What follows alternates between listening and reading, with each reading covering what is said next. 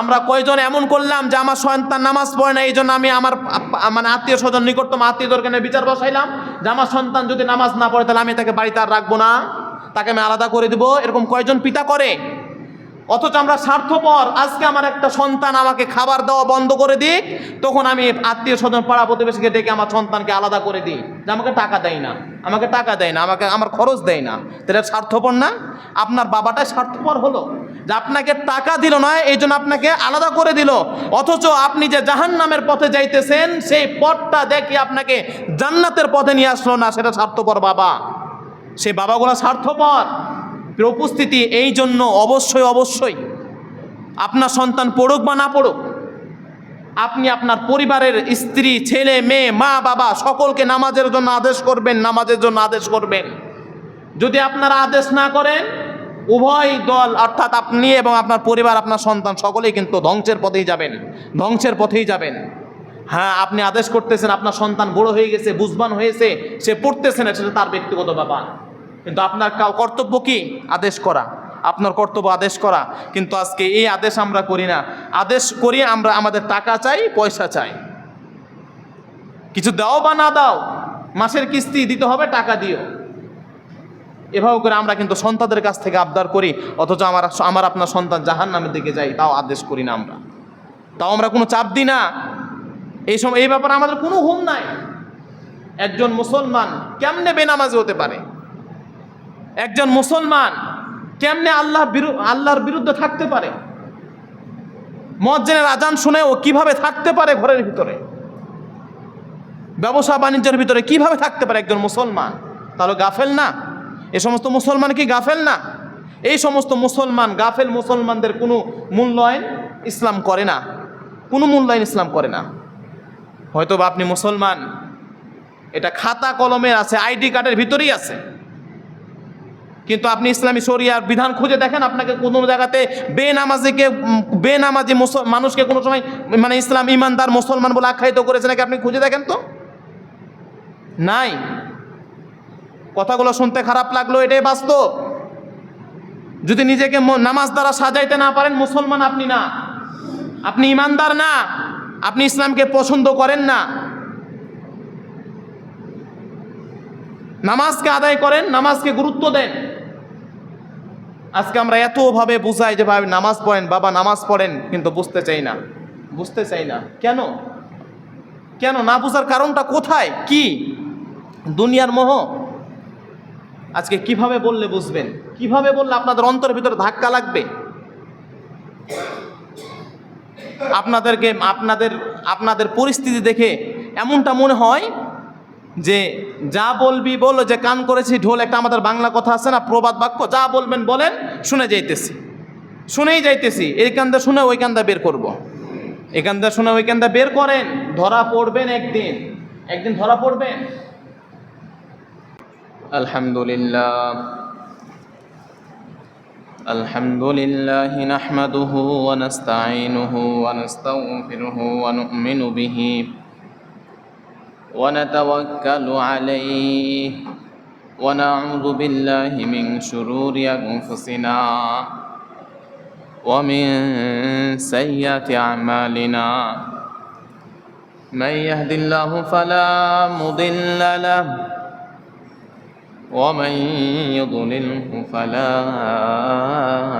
هادي له ونشهد أن لا إله إلا الله لا خالق إلا الله ولا مالك إلا الله لا محيي إلا الله ولا منيت إلا الله ولا رازق إلا الله ونشهد أن سيدنا ومولانا محمدا عبده ورسوله أرسله بالحق بشيرا ونذيرا وداعيا إلى الله بإذنه وسراجا وقمرا منيرا أما بعد فأعوذ بالله من الشيطان الرجيم بسم الله الرحمن الرحيم إن الصلاة كانت على المؤمنين كتابا موقوتا وقال النبي صلى الله عليه وسلم بني الإسلام على 5 شهادة أن لا إله إلا الله وأن محمدا عبده ورسوله تقيم الصلاة وتؤتي الزكاة وصوم رمضان وتحج البيت إن استطاع إليه سبيلا إن الله وملائكته يصلون على النبي يا أيها الذين آمنوا صلوا عليه وسلموا تسليما আমরা সকলেই দুরূদ ইব্রাহিম পাঠ করি اللهم صل على محمد وعلى آل محمد كما صليت على إبراهيم وعلى آل إبراهيم إنك حميد مجيد اللهم بارك على محمد وعلى آل محمد كما باركت على إبراهيم وعلى آل إبراهيم إنك حميد مجيد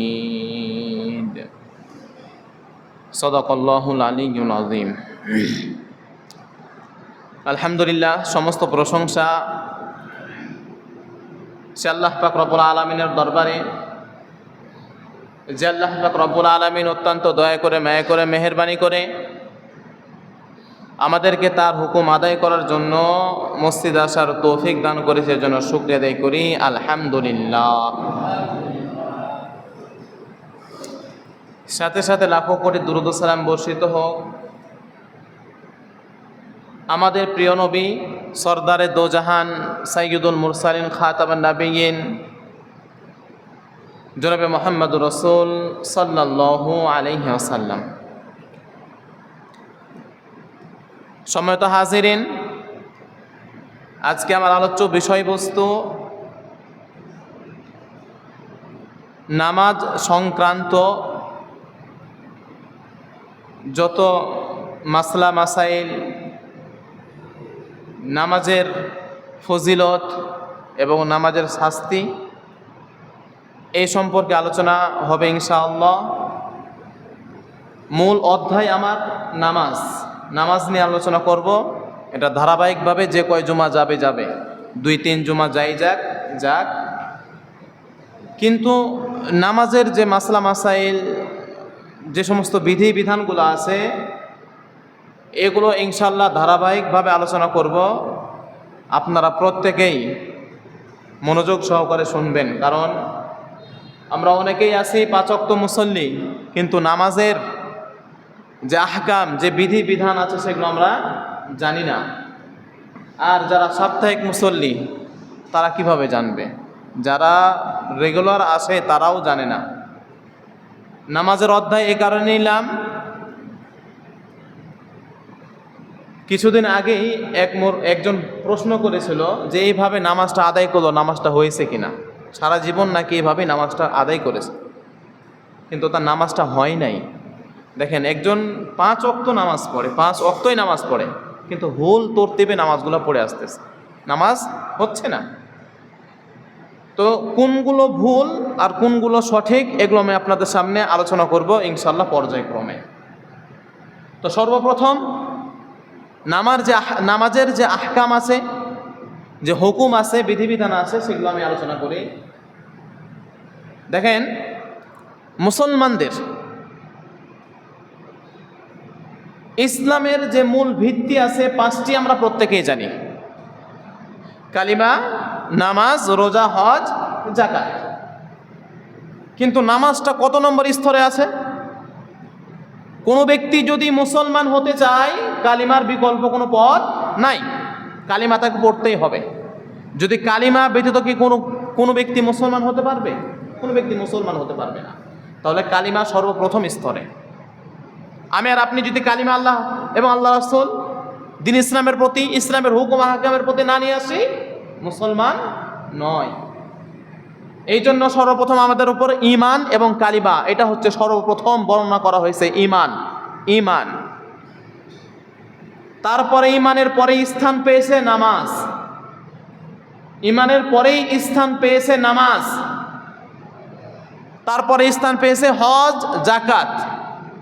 রোজা, হজ, জাকাত। রোজা বছরে একবার, হজ বছরে একবার, জাকাতও বছরে একবার। কিন্তু ঈমান সর্ব অবস্থায়, নামাজ সর্ব অবস্থায়। আমি আর আপনি এখন ঈমান আনলাম, এখন আল্লাহকে বিশ্বাস করলাম, বিকালে যে আবার মানে কাফের মুশরিক বেদিনের মতো থাকতেছে, আমরা মুসলমান বা ঈমানদার নয়। এখন নামাজ পড়লাম, সারা সপ্তাহ খবর নাই, তারপরও এটা ঈমানের পূর্ণতা লাভ করে না। উপস্থিতি, তাহলে যেহেতু সর্বপ্রথম ঈমানকে সর্বপ্রথম নিয়ে আসা হয়েছে এই কারণে, কারণ এটা অত্যন্ত মূল্যবান জিনিস।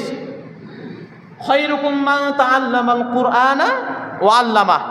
এই হাদিসে বলতেছে কি, তোমাদের মধ্যে সর্বোত্তম যে ব্যক্তি কোরআন পড়ে এবং কোরআন শিক্ষা দেয়। এর দ্বারা কি বোঝায়? শুধু কোরআন না, দিন ইসলামের যে হুকুম আহকাম বিধিবিধান আছে এগুলোই ওর ভিতরে মানে শামিল। তারপর আল্লাহ রাসূল সাল্লাল্লাহু আলাইহি ওয়াসাল্লাম বলেন, আখলিস দীনাকা ইয়াকফিকাল আমানুল কলিল। তোমার ঈমানকে ঠিক করো, ঈমান ঠিক করো, অল্প যদি আমল করে থাকো সেই আমল তোমাকে জান্নাতে নিয়ে যাবে। কিন্তু ঈমান ঠিক থাকা খুবই শর্ত। এই জন্য ঈমানকে সর্বপ্রথম নিয়ে আসা হয়েছে। আর ঈমানের পরে স্থান পেয়েছে নামাজ। এক সাহাবী রাসূলুল্লাহ সাল্লাল্লাহু আলাইহি ওয়াসাল্লামকে প্রশ্ন করে, ইয়া রাসূলুল্লাহ, আমি তো ঈমান নিয়ে আসলাম, ঈমান নিয়ে আসার পরে এখন আমাদের কাজ কি? আল্লাহ রাসূল সাল্লাল্লাহু আলাইহি সাল্লাম সর্বপ্রথম ঈমান নিয়ে আসার পরে তাকে কাজ দিলেন, তুমি নামাজ আদায় করো, তুমি নামাজ আদায় করো, তুমি নামাজ আদায় করো। প্রিয় উপস্থিতি, নামাজের উপমা কি? নামাজের উপমা কি? হযরত হাসান রাদিয়াল্লাহু তাআলা আনহু একটি হাদিস বর্ণনা করে আল্লাহ রাসূল সাল্লাল্লাহু আলাইহি সাল্লাম বলেছেন,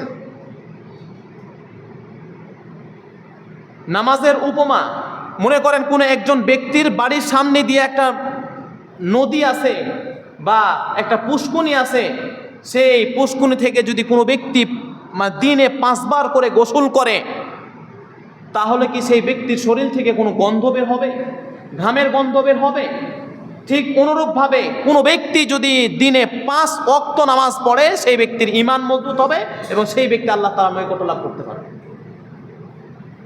দিনে 5 ওয়াক্ত নামাজ, যদি আমরা দিনে 5 বার করে গোসল করি, আমাদের শরীর থেকে যেমন কোনো দুর্গন্ধ আসবে না, ঠিক অনুরূপভাবে যদি আমরা 5 ওয়াক্ত নামাজ পড়ি, তাহলে আমাদের ঈমানের ভিতরেও পূর্ণতা লাভ পাবে। তখন আমাদের ঈমানের ভিতরেও কোনো সমস্যা হবে না।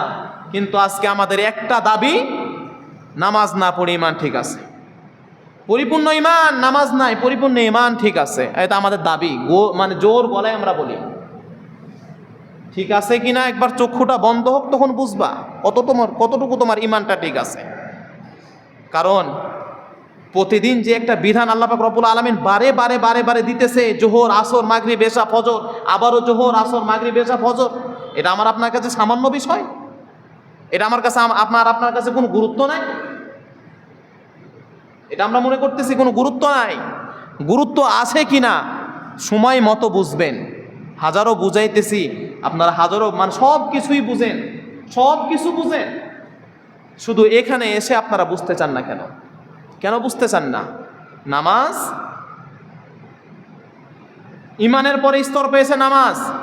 এই নামাজটাকে আমাদের ভালোভাবে আঁকড়িয়ে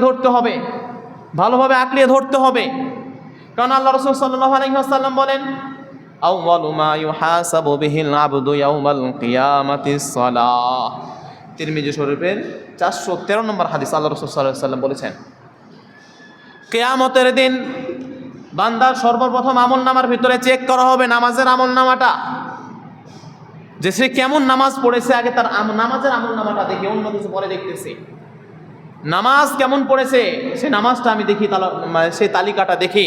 আমার আপনার নামাজ নাই, সে তালিকা যদি আল্লাহ পাক রব্বুল আলামিন দেখে, বাকিগুলোকে আর দেখার প্রয়োজন আছে? আর বাকিগুলো দেখার প্রয়োজন নেই, সরাসরি আল্লাহ তাআলা জাহান্নামে পাঠিয়ে দিবে। কিন্তু কারণ যে আমল নামাটা আমাদের সর্বপ্রথম হিসাব করা হবে, সেই আমল নামাটার ভিতরে যদি গড়মিল থাকে, শুরুতেই যদি কোনো ব্যক্তি হিসাব করতে যে মানে গড়মিল প্যাঁচ লাগায়া শেষ করে রাখে, তাহলে শেষের পর্যন্ত কি কোনো মালিক ওই হিসাবটা দেখবে না। ঠিক অনুরূপভাবে নামাজটা, আমার আপনার নামাজ ঠিক নাই, আমল নামা যখন আল্লাহ পাক রব্বুল আলামিনের কাছে যাবে, সে আমল নামা দেখবে না দেখে সরাসরি ফেরেশতাদেরকে হুকুম দিয়ে জাহান্নামে পাঠাইবে। এর উপস্থিতি, আপনি যেখানেই থাকেন, যে অবস্থায় থাকেন, নামাজকে গুরুত্ব দিবেন, নামাজকে গুরুত্ব দিবেন।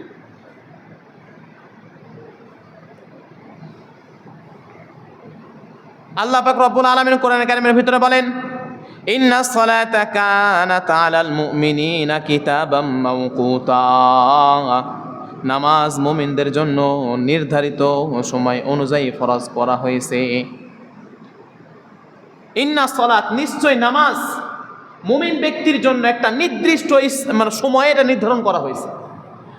আমি এখন জোহরের সময়, আমি এখন যদি আসরের বা এশারের নামাজ পড়ি, আমার আপনার নামাজ হবে না। তার মানে বোঝা গেল নির্ধারিত সময় আল্লাহ পাক রব্বুল আলামিন আমাদের উপর ফরজ করেছে, আর সেই ফরজ বিধানকে আমাদেরকে প্রাধান্য দিতেই হবে। প্রাধান্য না দিয়ে কোনো উপায় নাই। আপনি মিনিস্টার হন, আপনি জজ হন, যেই মন সেই হন না কেন, যদি নামাজ না পড়েন আপনার কোনো মূল্য নাই। আর যদি একজন রাস্তার মানে জীর্ণ শীর্ণ ফকির ভিক্ষুক যদি 5 ওয়াক্ত নামাজ পড়ে, ওর চাইতে আপনার মূল্য অনেক কম, ওই ভিক্ষুকেরই মূল্য অনেক বেশি আল্লাহ পাক রব্বুল আলামিনের কাছে। উপস্থিতি, আমরা শুধু দুনিয়া না সাজায় আখিরাতকে একটু সাজানোর চেষ্টা করি, আখিরাতটাকে আমরা সাজানোর চেষ্টা করি। আপনি যদি নামাজ না পড়ে কিয়ামতের দিন যায়, আল্লাহ পাক রব্বুল আলামিন আমাদের কপালে তো জাহান্নাম লিখবেই। তার আগে যাওয়ার পূর্বে যখন যে সমস্ত ব্যক্তিগুলা জান্নাত পাবে, জান্নাতীরা যারা জাহান্নামে যাবে তাদেরকে প্রশ্ন করবে মা সালাকুম ফি সাকর। যারা জান্নাতি তারা ওই সমস্ত ব্যক্তিদেরকে প্রশ্ন করবে যে তোমরা আজকে সাকর নামক জাহান্নামে যাইতেছো কেন? তাহলে বোঝা গেল যারা নামাজ পড়বে না তাদের শাস্তি কোথায়? সাকর নামক জাহান্নামে। আপনার বন্ধু আপনাকে প্রশ্ন করবে, আজকে তুমি সাকর নামক জাহান্নামে যাইতেছো কেন? তখন সেই ব্যক্তি উত্তর দেবে, ক্বালু লাম নাকু মিনাল মুসাল্লিন। তখন সেই ব্যক্তি উত্তরে বলবে, হাই রে, দুনিয়াতে তোমরা আমাকে কত নামাজের কথা বলেছিলে, সব সময় শুধু নামাজের জন্য আহ্বান করেছিলে, নামাজের জন্য ডেকেছিলে, কিন্তু আমরা সেটাকে প্রাধান্য দিই নাই।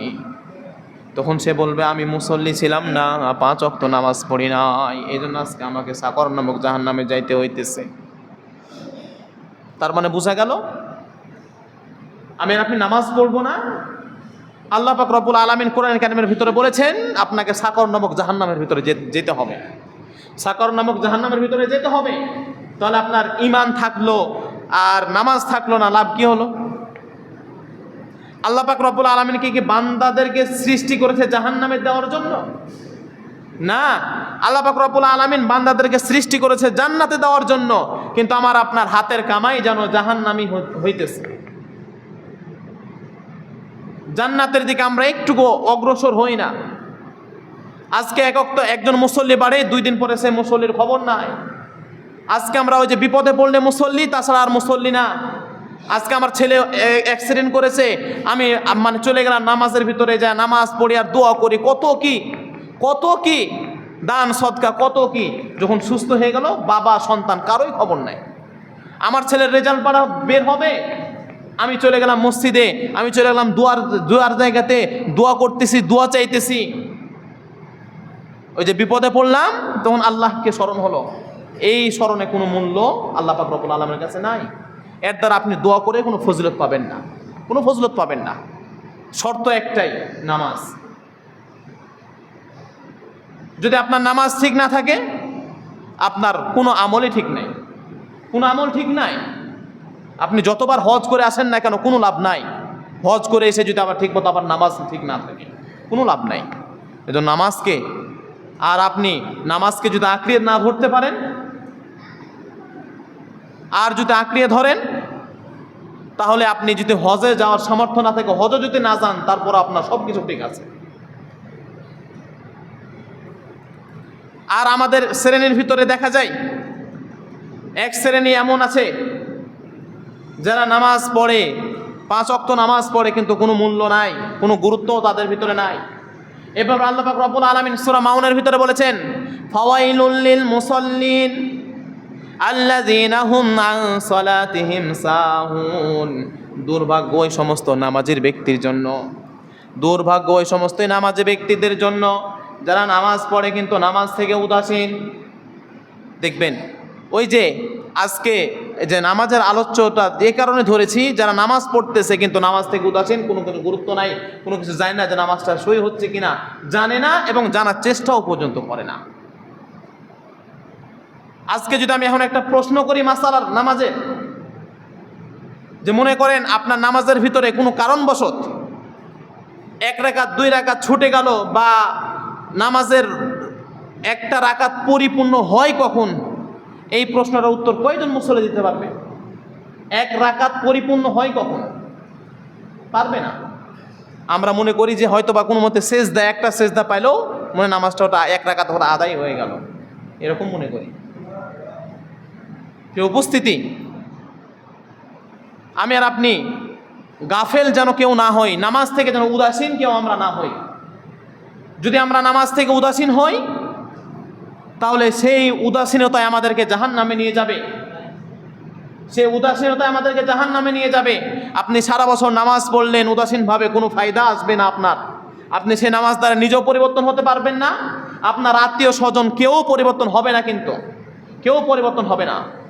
এজন্য আল্লাহ পাক রব্বুল আলামিন বলেন, ওয়া'মুর আহলাকা বিস-সালাত, তুমি নামাজ পড়ো এবং তোমার আহলে ইয়াল পরিবার পরিজনকে নামাজ আদায় করার কথা বলো। ওয়া'মুর, আদেশ করো, আহলাকা বিস-সালাত, তোমার পরিবারকে নামাজের জন্য আদেশ করো। তোমার পরিবারকে কি করো? নামাজের জন্য আদেশ করো। ওয়াস্তাবির আলাইহা, এবং তুমি ওই জিনিসটার উপর দৃঢ়ভাবে আঁকড়িয়ে ধরো। নিজে আল্লাহ পাক রব্বুল আলামিন বলতেছে যে তুমি নামাজ আদায় করো আর দৃঢ়ভাবে সেটাকে আঁকড়িয়ে ধরো, এবং তোমার পরিবারকে আদেশ করো সে যেন নামাজি হয়। আজকে আমার সন্তান নামাজ পড়ে না, আমার মাথা ব্যথা নাই। আমরা কয়জন এমন করলাম যে আমার সন্তান নামাজ পড়ে না, এই জন্য আমি আমার আত্মীয় স্বজন নিকটতম আত্মীয়দেরকে বিচার বসাইলাম যে আমার সন্তান যদি নামাজ না পড়ে তাহলে আমি তাকে বাড়িতে আর রাখবো না, তাকে আমি আলাদা করে দিব। এরকম কয়জন পিতা করে? অথচ আমরা স্বার্থপর। আজকে আমার একটা সন্তান আমাকে খাবার দেওয়া বন্ধ করে দিক, তখন আমি আত্মীয় স্বজন পাড়া প্রতিবেশীকে ডেকে আমার সন্তানকে আলাদা করে দিই, যে আমাকে টাকা দেয় না, আমাকে টাকা দেয় না, আমাকে আমার খরচ দেয় না। তাহলে স্বার্থপর না? আপনার বাবাটাই স্বার্থপর হলো যে আপনাকে টাকা দিল না, এই জন্য আপনাকে আলাদা করে দিল। অথচ আপনি যে জাহান্নামের পথে যাইতেছেন, সেই পথটা দেখে আপনাকে জান্নাতের পথে নিয়ে আসলো না, সেটা স্বার্থপর বাবা। সেই বাবাগুলো স্বার্থপর। উপস্থিতি এই জন্য অবশ্যই অবশ্যই আপনার সন্তান পড়ুক বা না পড়ুক, আপনি আপনার পরিবারের স্ত্রী, ছেলে, মেয়ে, মা, বাবা সকলকে নামাজের জন্য আদেশ করবেন, নামাজের জন্য আদেশ করবেন। যদি আপনারা আদেশ না করেন, উভয় দল অর্থাৎ আপনি এবং আপনার পরিবার, আপনার সন্তান সকলেই কিন্তু ধ্বংসের পথেই যাবেন, ধ্বংসের পথেই যাবেন। হ্যাঁ, আপনি আদেশ করতেছেন, আপনার সন্তান বড় হয়ে গেছে, বুঝবান হয়েছে, সে পড়তেছে না, সেটা তার ব্যক্তিগত ব্যাপার, কিন্তু আপনার কর্তব্য কি? আদেশ করা। আপনার কর্তব্য আদেশ করা। কিন্তু আজকে এই আদেশ আমরা করি না। আদেশ করি আমরা আমাদের টাকা চাই, পয়সা চাই, কিছু দাও বা না দাও, মাসের কিস্তি দিতে হবে, টাকা দিও। এভাবে করে আমরা কিন্তু সন্তানদের কাছ থেকে আবদার করি, অথচ আমার আপনার সন্তান জাহান্নামের দিকে যায়, তাও আদেশ করি না আমরা, তাও আমরা কোনো চাপ দিই না। এই ব্যাপারে আমাদের কোনো ঘুম নাই। একজন মুসলমান কেমনে বেনামাজি হতে পারে? একজন মুসলমান কেমনে আল্লাহর বিরুদ্ধে থাকতে পারে? মুয়াজ্জিনের আজান শুনে ও কিভাবে থাকতে পারে ঘরের ভিতরে? ব্যবসা বাণিজ্যের ভিতরে কিভাবে থাকতে পারে একজন মুসলমান? তাহলে গাফেল না? এ সমস্ত মুসলমান কি গাফেল না? এই সমস্ত মুসলমান গাফেল মুসলমানদের কোনো মূল্যায়ন ইসলাম করে না। কোনো মূল্যায়ন ইসলাম করে না। হয়তো বা আপনি মুসলমান, এটা খাতা কলমের আছে, আইডি কার্ডের ভিতরেই আছে, কিন্তু আপনি ইসলামী শরিয়ার বিধান খুঁজে দেখেন, আপনাকে কোনো জায়গাতে বেনামাজি মানুষকে কোনো সময় মানে ইসলাম ইমানদার মুসলমান বলে আখ্যায়িত করেছে নাকি? আপনি খুঁজে দেখেন তো, নাই। কথাগুলো শুনতে খারাপ লাগলো, এটাই বাস্তব। যদি নিজেকে নামাজ দ্বারা সাজাইতে না পারেন, মুসলমান আপনি না, আপনি ইমানদার না, আপনি ইসলামকে পছন্দ করেন না। নামাজকে আদায় করেন, নামাজকে গুরুত্ব দেন। আজকে আমরা এতভাবে বুঝাই যে ভাই নামাজ পড়েন, বাবা নামাজ পড়েন, কিন্তু বুঝতে চাই না, বুঝতে চাই না। কেন? কেন না বুঝার কারণটা কোথায়? কি? দুনিয়ার মোহ। আজকে কিভাবে বললে বুঝবেন? কিভাবে বললে আপনাদের অন্তরের ভিতরে ধাক্কা লাগবে?